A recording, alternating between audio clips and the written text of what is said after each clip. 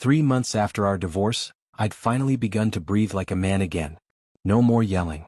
No more guilt-tripping texts at midnight. No more pretending I hadn't seen what I saw.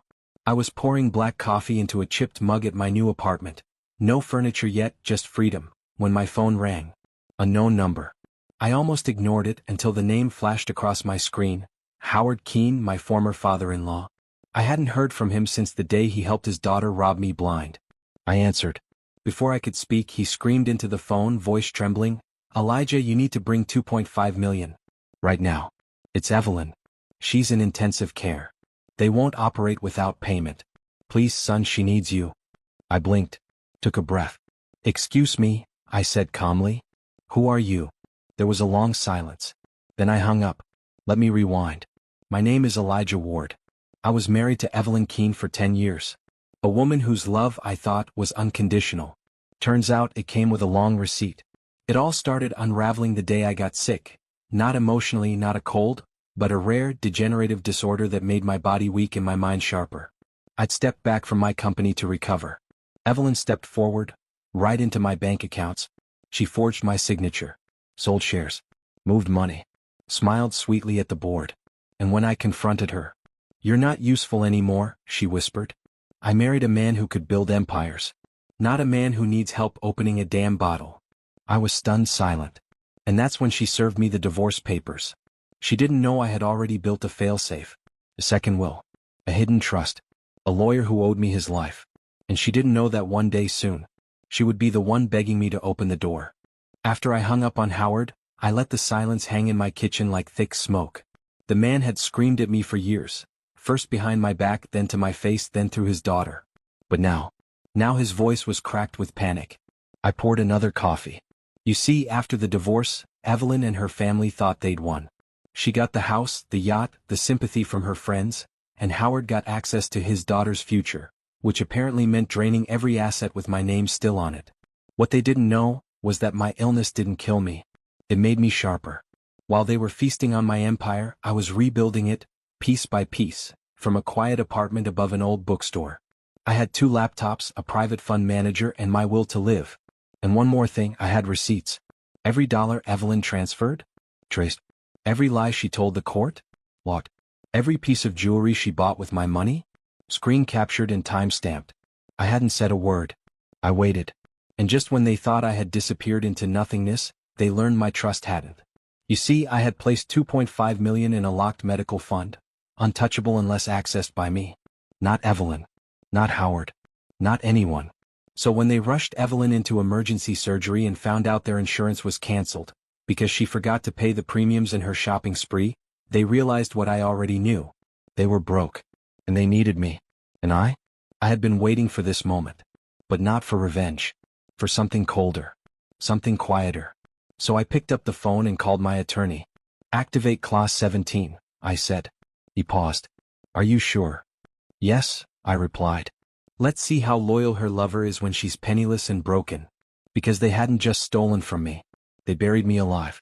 And I clawed my way back for this. The doorbell rang. It wasn't Howard. It was Evelyn. On her knees. She stood there in the same heels she bought with my money, mascara running like ink down a broken page. Evelyn looked nothing like the woman who once rehearsed courtroom tears. This time her tears were real. "Elijah," she whispered. "Please, she's dying." I let the silence bleed between us. She wasn't here for forgiveness. She was here for funding. I said. "The woman who stood in court, told the judge I abandoned you while you cried into a Chanel scarf and moved your boyfriend into my bed the next week?" She tried to speak, but I wasn't done. "You want 2.5 million from a man you buried?" "I know what we did was wrong," she said, voice trembling, "but she's my daughter too." I tilted my head. "Is she?" Evelyn flinched. Because we both remembered the lie she whispered in my ear the night before our wedding. "If the timing's off, we'll say she's premature." My silence over the years had given her a false sense of safety. But I kept records. I kept timelines. I kept receipts. And I wasn't done. I stepped aside, not to let her in but to show her someone else behind me. Detective Graves. "Ms. Evelyn Moore," he said, holding up a warrant. "You're under investigation for financial fraud and medical insurance falsification. You may want to call your lawyer." Evelyn stumbled backward. "You set me up." No, I said calmly. You set yourself up when you underestimated me. Howard appeared in the distance, running up the stairs with two men in suits. I raised my hand. They're with the hospital board. The medical loan you forged my name on? They have questions. I turned to Detective Graves and added, oh, and one last thing. Because in my left hand, I held the letter Evelyn forged during the divorce, transferring all debt liabilities to my name. Only this time? It had her fingerprint on it. I hope your lover knows how to cook in prison, I said. And just as the officers closed in, my daughter walked out from behind me, holding the trust deed she had just transferred to my name. I never wanted revenge. I wanted peace. But peace doesn't grow in soil watered by betrayal. After Evelyn was taken into custody, her father, my ex-father-in-law, showed up the next morning like a storm without warning. He slammed the door open, eyes wild, shouting, "You destroyed my daughter's life." I sipped my coffee and replied, "No, she did that herself. I just made sure the truth didn't stay buried." He threw a folder at me. Inside, medical reports, fake invoices, insurance approvals with my forged signature. "You ruined everything," he roared. "She needed help. She needed consequences," I corrected. "For once." He reached into his coat, but my assistant, Marla, had already triggered the silent alarm. Sirens in the distance. "You'll pay for this," he snarled. "I already did," I said. In silence. "For 10 years. Then I opened my drawer and slid across the table a USB drive labeled, "For the day they all return." Inside it, copies of all the audio recordings Evelyn left in her wake, bragging to her lover about what she'd get away with, mocking the courts, laughing about the paternity test she never filed. He didn't take the drive. He didn't need to, because the truth was already spreading. Online. Quietly. Anonymously. I made sure the full story, my story, was being shared piece by piece. Every time someone Googled her name, her face would show up beside the word fraud. And then, just as he reached the door, he turned and said something that chilled me. She was right. "You are dangerous." I smiled. "Only when necessary." And then my phone lit up. A message from the hospital. The woman Evelyn claimed was dying? She had never even been admitted. The woman Evelyn claimed was dying? Non-existent. It was all part of the scheme. A final plea to make me look like a heartless monster while she played the grieving, betrayed ex-wife. But the hospital had no record of her, no admittance, no calls made. Nothing. Evelyn had faked the entire crisis, just to wring money and pity from everyone around her. I was done playing nice. I took the hard drive from my safe, one I hadn't touched in years. It held the footage from the house I once shared with Evelyn. Hidden cameras. Security logs. Audio of late-night phone calls. I never installed them out of mistrust. I installed them out of survival. She always said, "You never know who might come for you." Turned out it was her. With the help of my legal team, I sent everything, time-stamped, verified, and sealed, to her employer, the court handling our divorce settlement, and the charity board she lied to about her financial contributions. And I didn't stop there. The new man she had left me for? I tracked him down. A simple man, she said. But when I showed him what she was capable of, how she used fake medical documents and played everyone like pawns, his eyes filled with fear, not love. "She told me you abandoned her," he whispered. "She tells everyone that," I said, handing him the printed court records. He didn't say a word after that. Later that evening, Evelyn called. Her voice, once arrogant, trembled. "You ruined everything." "No," I said. "I just exposed it." Then I hung up. And the next morning, I found a black envelope on my doorstep. No return address. Inside it, a single sentence. "You should have left the past buried." I stared at the black envelope in my hands, that single line pulsing in my head like a war drum. "You should have left the past buried." No name. No address. Just those words, and a chill that spread through my chest.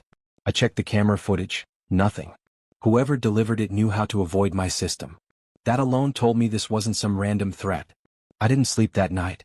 By morning, a memory clawed its way up from the depths. It was a name I hadn't spoken in years. Jonas Clay. He used to work with Evelyn. Her colleague turned close friend. The man I once accused of sabotaging my firm's biggest merger, before Evelyn defended him with everything she had.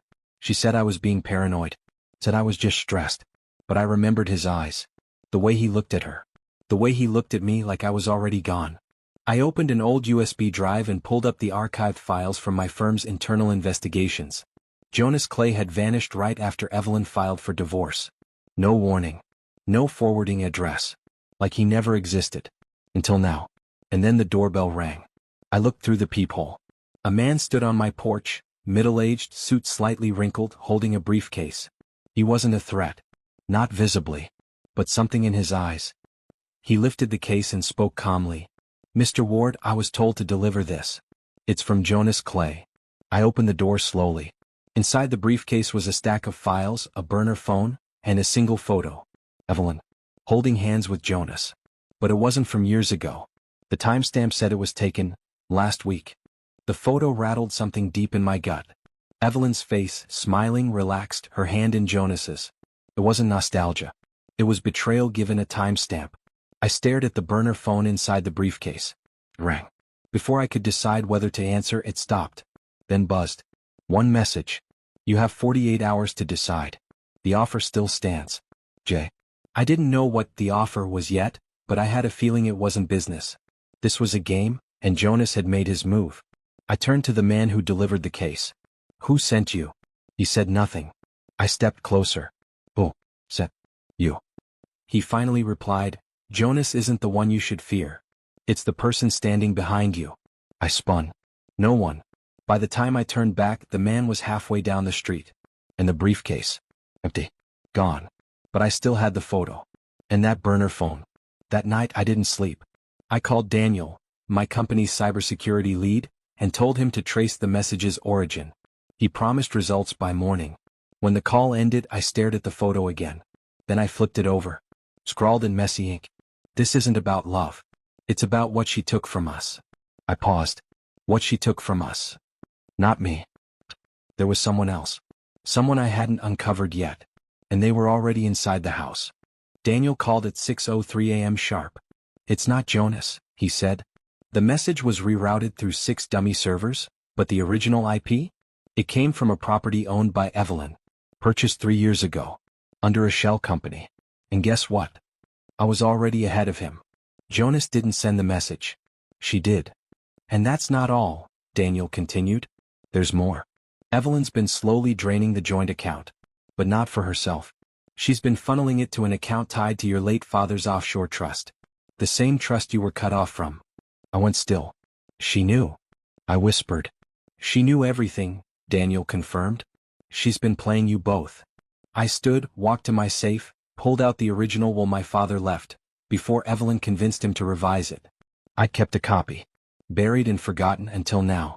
The original will listed 2 beneficiaries. Me. And heirs to be determined. Jonas was never legally removed. Evelyn's edits were never notarized. And that workshop Jonas died protecting?